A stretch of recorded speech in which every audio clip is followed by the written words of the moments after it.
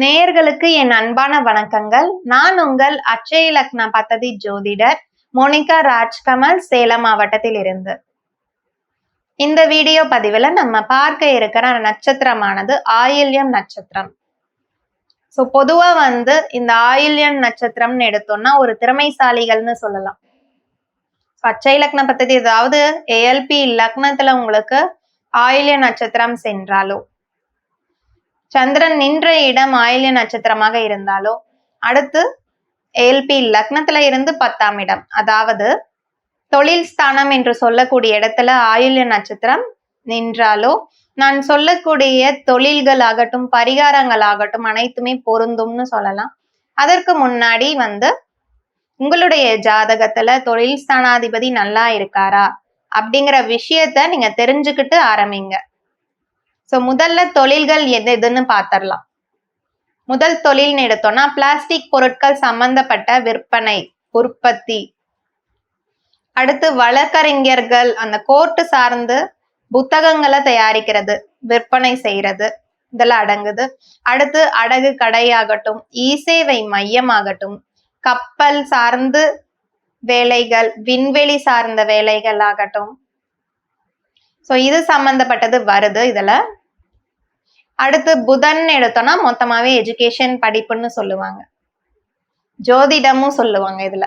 Education சம்பந்தப்பட்ட படிப்பு வேலைகள் எல்லாமே இதுல அடங்கும், ஜோதிடம் ஆகட்டும்.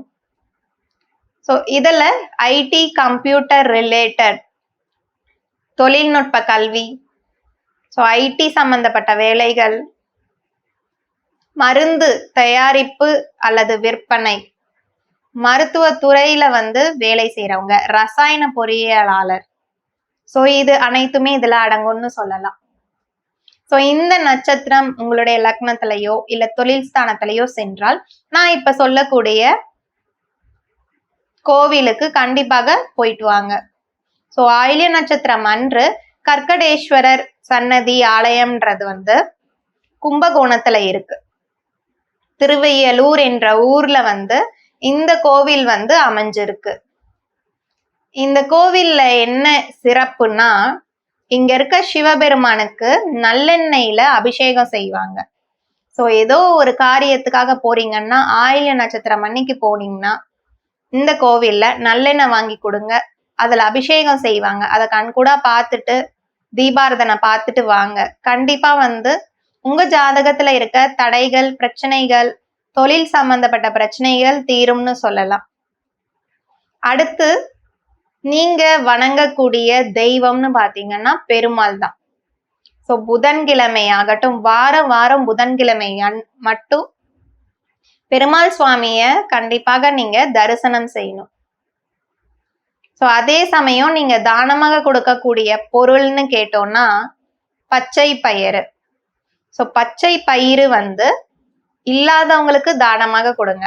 இல்லைன்னா கோவிலுக்கே நான் வாங்கி தரேன் அப்படின்னாலும் ஒன்றும் பிரச்சனை இல்லை, கோவிலுக்கு நீங்க தாராளமாக வாங்கி கொடுக்கலாம். இல்ல கோவில்ல பூஜை நடக்குது, அப்போ ஒரு பிரசாதமா நான் அங்க வர பக்தர்களுக்கு கொடுக்கறேன் அப்படின்னாலும் அது சிறப்பை தரும் உங்களுக்கு. உங்க கையாலேயே வீட்டுல பச்சை பயிரை வேக வைத்து தாளித்து நீங்க தாராளமாக பக்தர்களுக்கு பிரசாதமாக கொடுக்கலாம். புதன்கிழமை மட்டும் பெருமாள் கோவிலுக்கு போயிட்டு வாங்க, நான் சொன்ன பரிகாரத்தை செய்யுங்க. தானமாகட்டும், புதன்கிழமையிலே தானமும் செய்யுங்க. உங்க தொழில இருக்க பிரச்சனை தீரும், தடைகள் நகர்ந்துடும்னு சொல்லக்கூடியதுதான். இந்த புதன், அதாவது ஆயில்ய நட்சத்திரம்ங்கிறது புதன் பகவானுடைய நட்சத்திரம் தான். இந்த நட்சத்திரம் உங்களுடைய தொழில் ஸ்தானத்துல நல்லபடியா அமைஞ்சிருக்காரா, நட்சத்திராதிபதி நல்லபடியா இருக்காரா, உங்க ஏஎல்பி லக்னத்துல இருந்து நல்ல இடங்கள்ல உட்கார்ந்து இருக்கணும். அதே சமயம் அந்த 10ஆம் அதிபதி, தொழில் ஸ்தானாதிபதி என்று சொல்லக்கூடியவரும் நல்ல இடங்கள்ல உட்கார்ந்து இருக்கணும். அப்பதான் உங்களுடைய தொழில் அப்படிங்கிறது விருத்தியாகும், அடுத்து ஒரு வளர்ச்சி அடையக்கூடிய நிலைய போகும்னு சொல்லலாம். ஆன்லைன் கன்சல்டேஷனும் பார்த்துட்டு இருக்கேன், நேரடியாகவும் ஜாதகங்கள் பார்த்துட்டு இருக்கேன். ஏஎல்பி முறையில உங்களுக்கு கணிச்சு பலன்கள் துல்லியமாக சொல்லப்படும். நன்றி, வணக்கம்.